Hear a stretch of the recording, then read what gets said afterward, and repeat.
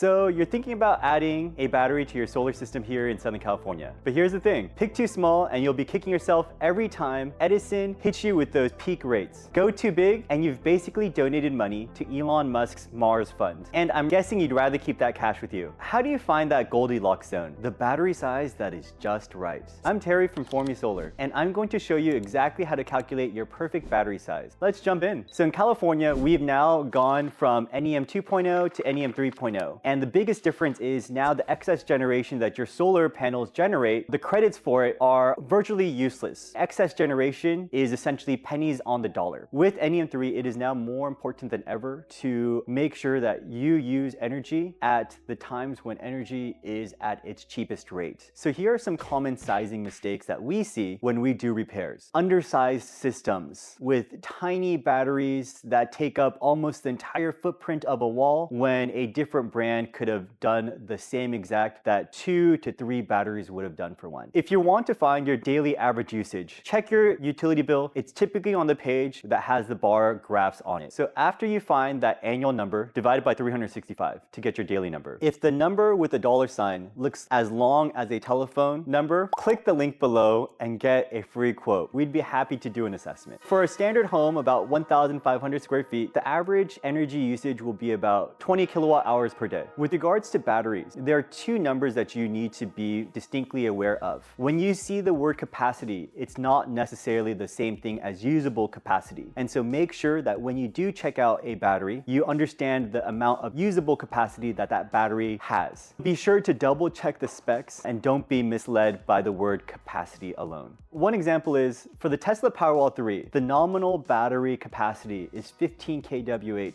but in terms of usable capacity, it's 13.5. And this is typically due to just buffers within the battery itself to ensure that it's not fully discharged. It's also important to understand your rate of degradation for that battery as well. How much capacity that battery will have at the end of its 10 or 15 or 20-year warranty makes a very big difference. So most batteries after the 10-year period should have a degradation of around 10 to 20%. When taking capacity under consideration, don't take what capacity the battery will be on day one. Instead, make sure to look at what it would be in its worst case situation in year 10 or at the end of the warranty. Some of the considerations in Southern California will be running your air conditioning during the summer, your pool pump, as well as what we're seeing the most increase is charging your EV at home, which can increase the amount of energy you use at home dramatically. So let's get into sizing for your specific situation if you're in Southern California and part of a VPP program. As the situation is now with NEM 3 or net billing tariff, you really need a battery to be paired with solar to make the economics work out. It's become more important than ever to be able to properly size your system so that you're not generating too much excess and at the same time, you're not relying too much on the grid, especially during peak times like 4 to 9 p.m. So what you really want to do during this time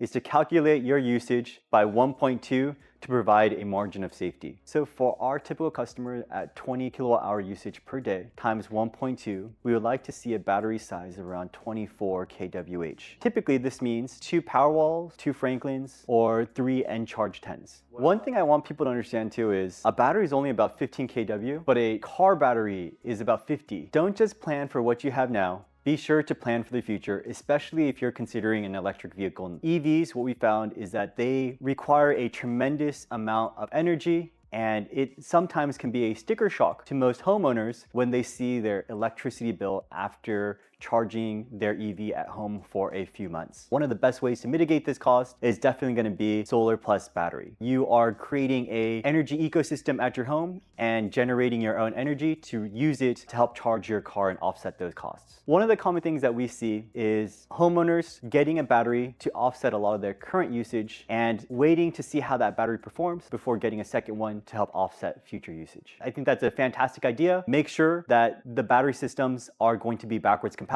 The technology can change, and sometimes you aren't able to install a new generation with an old generation. Going into the cost of a battery, one of the top questions people ask us is how quickly are they going to be able to make their money back on this purchase? A way to measure that is taking the cost of the battery, minusing it by any incentives or rebates, and then divided by your daily savings times 365. Typically, we see payback within 5 to 7 years for a battery. There are also incentives and tax credits, and so be be sure to look at both the federal level and even your utility programs as well. Here are some red flags that you want to watch out for when getting solar or a battery installed. One size fits all recommendations. It's important to understand how many panels that you need to get paired with the battery, and if you have enough power generation to support those batteries, and how many batteries you can actually support as well. By not doing the right due diligence in the beginning of understanding and properly sizing your system, you could potentially be doing yourself a disservice where you're never able to fully charge your batteries, and essentially you've purchased a very fancy box on your wall, or you've undersized your battery system and now adding more would cost a lot more than